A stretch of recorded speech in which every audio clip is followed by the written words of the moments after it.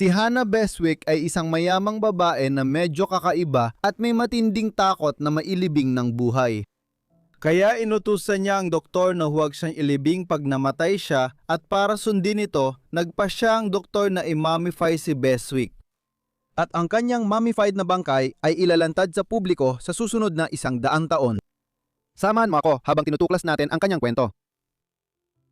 Ang kakaibang kwento ng Manchester Mummy ay hindi nagsimula sa isang pinuno ng sinaunang Ehipto gaya ng maaring iniisip mo at hindi rin ito tungkol sa isang Egyptologist ang tawag sa mga arkeologo at historiador ng sinaunang Ehipto. Sa halip, nagsimula ito kay Hannah Beswick, isang mayamang babae mula sa Manchester na wala namang ibang kapansin-pansin. Ipinanganak si Hannah noong 1688 sa Chetwood sa Old Hall sa labas ng Manchester. Noong panahong yon, ang Hilagang Lungsod ay tahimik na bayan pa dahil halos isang siglo pa bago dumating ang industrial na rebolusyong magbabago rito. Siya ay anak ni John Beswick at Patience Beswick. Sila ay isang mayamang negosyantang pamilya noong kasagsagan ng industriya ng tela sa Greater Yorkshire at Lancashire. Nang pumanaw ang kanyang ama noong 1706 at si Hannah ay nasa huling bahagi na ng kanyang pagdadalaga, minana niya ang malaking kayamanan. Umabot ito sa libu-libong libra, katumbas ng milyon-milyon na yon. Gamit ang yamang iyon, binili niya ang manor ng Bertrand Bower sa Hollingwood, malapit sa Oldham, na ngayon ay suburb ng Manchester, ngunit dati hiwalay na bayan. Dito siya namuhay ng walang kaanong kapansin-pansin hanggang sa kanyang pagkamatay noong Pebrero 1758 na tinatayang 69 na taong gulang siya noon. Gayunpaman, medyo eksentriko siya dahil inilibing niya ang karamihan ng kayamanan noong 1745 nang nagbantang lumawak hanggang Hilagang Inglaterra ang rebelyong Jacobite sa Scotland at pansamantala nga itong umabot doon. Mukhang hindi na niya muling kinuha ang inilibing na pera at hindi rin niya sinabi sa kanyang mga kamag-anak kung saan ito nakalagay, kaya nagkaroon ng mga paghahanap ng kayamanan sa paligid ng Birch and Bower sa makabagong panahon. Sa puntong ito, maaring nagtatanong ka na paano naman napasok ang mami sa lahat ng ito? Lahat ito ay may kaugnayan sa penomenon ng paglilibing ng buhay o maagang paglilibing sa Europa nung maagang makabagong panahon at sa kakaibang insidente na kinasangkutan ng kapatid ni Hannah Beswick na nakaapekto ng husto sa kanyang pag-iisip. Para maintindihan ang kwento ni Hannah Beswick, kailangan nating tingnan ang mga kaso ng maagang paglilibing na noon ay hindi bihira. Ang maagang paglilibing ay kapag inililibing ang isang tao sa kabaong sa Kristiyanong libing pero nagigising siyang buhay sa ilalim ng lupa. Maaaring mangyari ito sa iba't ibang dahilan. Minsan, nagkakamali ang mga tao na patay na ang mahal nila kaya nagigising itong buhay sa kabaong matapos magkoma. Minsan, ang mga bihirang sakit tulad ng locking syndrome ay nagmumukhang patay ang tao kaya natutuloy ang seremonya ng libing at naililibing sila. Karaniwan, may mga tao na napupunta sa catatonic na estado na akala ng iba ay pumanaw na. Ano man ang naging dahilan, ang problema noong unang bahagi ng makabagong panahon ay ang kakulangan sa kaalaman sa medisina at agham na madalas nagdudulot ng maagang pagdiagnose na patay na ang isang tao.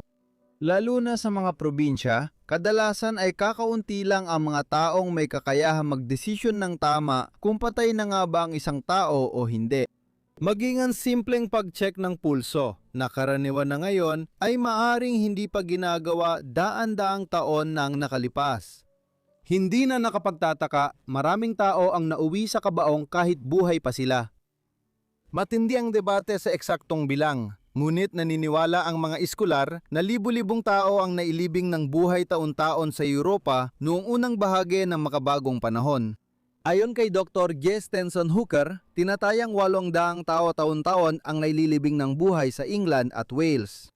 Gaya ng inaasahan, may ilang tao na labis na nag-aalala na baka mangyari ito sa kanila. Isa si Hannah Beswick sa mga taong ito at gumawa siya ng matinding hakbang para matayak na hindi siya mabiktima ng ganitong kapalaran. Nagsimula ang kwento ni Hannah Beswick bilang Manchester Mummy noong libing ng kapatid niyang si James noong unang bahagi ng dekada 50 ng 18 siglo. Sa kasamaang palad, hindi na itala ang eksaktong petsa. Nagsimula ang libing ni James katulad ng karaniwang libing kung saan dumalo ang mga tao sa isang Kristiyanong seremonya at sinundan ito ng pagdadala ng kanyang bangkay sa sementeryo. Bago ihulog sa lupa ang bangkay ni James, may napansin ang isa sa mga naguluksa na kakaiba. Si James, tila ba ay kumukurap. Agad na ipinaalam ito ng tao at sa karagdagang pagsusuri ng kanyang bangkay ni Dr. Charles White, isang batang doktor noon, natuklasan na buhay pa pala si James Beswick. Binalik ng mga nagluluksa ang kanyang kabaong sa bahay nila kung saan siya nagkamalay pagkaraan ng ilang araw mula sa sakit. Ang muntik na pagkalibing ng buhay ni James ay nagdulot ng matinding epekto sa kapatid niyang si Hannah Beswick. Masasabi nating may taphophobia na siya o takot mailibing ng buhay. Kung maari ba itong tawaging taphophobia sa pagkakataong ito ay maaring pagtalunan. Ang phobia ay kadalasang may kasamang hindi makatwirang takot. Gayunpaman, matapos makita ni Ginang Beswick na muntik mailibing ng buhay ang kanyang kapatid ilang taon nang nakalipas, makatwira ng kanyang takot na mangyari rin ito sa kanya. Sa anumang kaso, ito ay magdudulot ng isang pambihirang pangyayari. Si Hannah Beswick ay namatay ilang taon matapos muntikang mailibing ng buhay ang kanyang kapatid. Agad na nabunyag na gumawa siya ng lahat ng paraan upang matiyak na hindi siya maililibing ng buhay. Noong Hulyo 1857, binago niya ang habilin at ipinamana ang 100 libra kay Dr. Charles White, ang doktor na nagsabing buhay pa ang kanyang kapatid sa tabi ng puntod ilang taon nang nakalipas. Sa ganitong paraan, titiyakin ng doktor na kapag namatay siya, hindi ililibing si Hannah, kundi ilalagay ang katawan niya sa ibabaw ng lupa ng walang takdang panahon, kung saan siya ay magsasagawa ng regular na pagsusuri upang matiyak na hindi siya maling napagkamalang namatay na. May mga paraan naman siyempre para harapin ang takot na mailibing ng buhay. Noong huling medieval at unang modernong panahon, malaki ang takot sa mabuhay na ilibing kaya gumamit ng ilang aparato para maiwasan ito. Isa sa mga paraang ito ay ang tinatawag na kabaong na pangkaligtasan. Ito ay kabaong na may mekanismo upang maiwasan ang maagang padlilibing. Ang isang uri ng kabaong na pangkaligtasan ay may lever na maaring buksan ang kabaong mula sa loob. Ayos lang ito hanggat hindi pa naililibing ang kabaong, pero mahirap makita kung paano ito gagana kung may 6 na talampakang putik sa ibabaw ng kabaong na nagpapabigat sa takip. Maaring gumamit ng ibang aparato tulad ng kampana, ngunit pinili ni White ang kakaibang paraan matapos mamatay si Beswick noong 1758. Bahagya lang ipinaliwanag ng takot ni Hannah Beswick sa paglilibing ng buhay ang pagbuo ng Manchester Mummy. Ang isa pang bahagi ng paliwanag ay nakasalalay sa medyo kakaibang mga desisyon ni Dr. Charles White. Maaring pumili si Dr. Charles White ng ibang paraan para mapanatili ang katawan ni Hannah ayon sa kanyang habilin, ngunit pinili niya ang kakaibang paraan ng mumipikasyon. Walang nabanggit sa huling habilin ni Beswick na gusto niyang maembalsamo. Gayunpaman, itinuli pa rin ito ni White. Matapos maghintay para masigurong patay na siya, nagdesisyon si White na tsaking masusunod ang hiling ni Beswick na huwag siyang ilibing. Turpentine at vermilion ang itinurok sa ugat at arterya ng bangkay. Inalis ang laman loob at kinuha ang pinakamaraming dugo mula sa katawan. Matapos hugasan ng alak, ibinalik ang mga laman loob at nilagyan ng mga sangkap tulad ng dagta at kampor ang mga lukab ng katawan. Sa huli, pinahiran ng mga langis ang katawan at inilagay ito sa isang sarkopago na puno ng plaster of Paris. Dito isinilang ang Manchester Mummy. Hindi malinaw kung bakit ginawa ito ni White, ngunit ito ay kaugnay ng legal na alitan sa testamento ni Hannah. Para matanggap ang 100 pounds na iniwan sa kanya, malaking halaga noon, iniisip ni White na kailangan niyang patunayan na napreserba niya ang katawan ni Hannah nang hindi ito inilibing ayon sa tagubili nito. Maaring naudyukan siya ng siyentipikong pagnanais na maintindihan ang mummification at noon ay tagapangguna na siya sa operasyon, obstetrics at orthopedics. Ngayon, may mahirap na usapin kung saan itatago ang Manchester Mummy. Sa loob ng ilang panahon, ang kanyang embalsamadong katawan ay itinago sa Ancolts Hall, isang malaking manor na pagmamay-ari ng isa pang miyembro ng pamilya. Ngunit hindi nagtagal, nakaramdam ng pagkailang ang kanyang mga kamag-anak sa pagkakaroon ng nakakakilabot na mga labi ni Hannah sa kanilang tahanan at ibinalik ang mummy kay White matapos ang maikling panahon. Pagkatapos noon, tila sa natitirang bahagi ng kanyang buhay hanggang 1,813 mga 55 taon matapos mamatay si Hannah, itinampok ni White ang Manchester Mummy sa loob ng kaha ng isang lumang malaking nakatayong orasan. Agad napansin ang kakaibang bagay na ito at sa mga dekada, marami ang nagbayad ng maliit na halaga para mabisita ang bahay ni White at makita ang Manchester Mummy. Nang pumanaw si White noong 1,813, minana ng isa niyang kasamahan, si Dr. Ollier, ang Manchester Mummy, at siya ang nagmay-ari nito sa loob ng susunod na 15 taon hanggang sa siya naman ang pumanaw noong 1,828. Pagkatapos, ibinigay ito sa museo ng Manchester Natural History Society. Dito nagsimulang makilala ang embalsamadong labi ni Beswick bilang Manchester Mummy. Sa panahon ng siyentipikong kuryosidad at kung kailan uso ang mga word fair at eksposisyon, sinamantala ng museo ang kanilang kakaiban exhibit at naging malaking usap-usapan ang mummy ni Beswick noong kalagitnaan ng ika-19 na siglo. Ang Odiseya ng mga labi ni Hannah Beswick ay tuluyang nagtapos noong 1,868, 110 taon matapos ang kanyang kamatayan. Noong nakaraang taon, ang Museo ng Manchester Natural History Society ay isinama na sa bagong Manchester Museum. Naging kontrobersyal ang Manchester Mummy habang nililipat at nirere-kategorya ang mga koleksyon nito.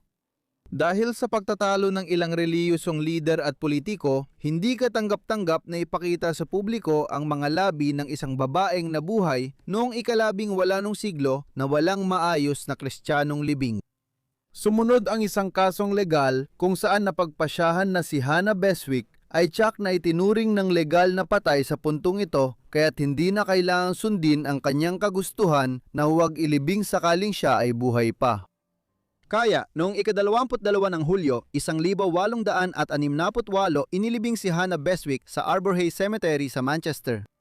Halos tiyak na patay na si Hannah Beswick nang siya ay inilibing. Pagkatapos ng kanyang pagkamatay at bago mailibing, ginawang apartment ang Birchin Bower at ilang residente ang nagsabi nakakita sila ng figurang nakaitim na sutla at puting takib sa ulo na inilarawan nilang si Hannah Beswick. Dahan-dahan siyang dumadaan sa dating ari-arian niya at biglang nawawala sa isang bato sa sahig. Giniba ang Birchin Bower para sa pabrika, ngunit may ulat pa rin ng pagpapakita ng sinasabing multo niya. Dahil sa makabagong agham at medisina, bumaba ng malaki ang kaso ng maagang paglilibing nung huling ika-19 na siglo at halos nawala ito pagdating ng ika-20 siglo. Tumaas ang kamalayan na posibleng pansamantalang mapasok sa koma o magkasakit ang tao at magmukhang patay ng ilang araw o linggo. Mahalaga, sinanay ang mga doktor na suriin ang vital signs ng tao para matiyak kung patay na sila bago simulan ang paglilibing. Gayunpaman, patuloy pa rin ang mga kaso ng paglilibing sa mga taong buhay pa. Noong 2013, may lumabas na video ng isang lalaki na hinila ng buhay palabas ng sarili niyang libingan sa Brazil matapos siyang mapagkamalang patay. Gayunpaman, bihira lang mangyari ang mga ganitong insidente. Sa halip, ang mga paglilibing sa mga taong buhay pa at taphophobia ay mas naging tampok na lang sa mga pelikulang katatakutan tulad ng 1,962 na Premature Burial at 1,960 na Buried Alive. Lumabas pa ito sa ikalawang bahagi ng pelikulang Kill Bill ni Quentin Tarantino. Patunay ito ng takot sa posibilidad na may libing ng buhay kahit na yon na bihira na itong mangyari. Isipin mo na lang kung gaano ito nakakatakot noong daan-daan o libu-libong tao ang naililibing ng buhay bawat taon at doon natin mas maiintindihan kung paano nagsimula ang kakaibang kwento ng Manchester Mummy. Salamat sa panonood ng video tungkol kay Hannah Beswick at sa Manchester Mummy. Sana naging interesante ito. Ipaalam ninyo sa akin kung anong masasabi ninyo tungkol sa kanyang buhay sa ibaba sa mga komento at kung may mga suhestiyon kayo, siguraduhin ding ilagay ang mga ito sa mga komento sa ibaba. Sana nakasubscribe na kayo at naka-on ang notifications para agad ninyong makita ang mga video ko pag nag-upload ako. Siya nga pala, yun lang wala sa akin, kaya magkikita-kita tayo muli sa susunod na video ng Forgotten Lives. Salamat!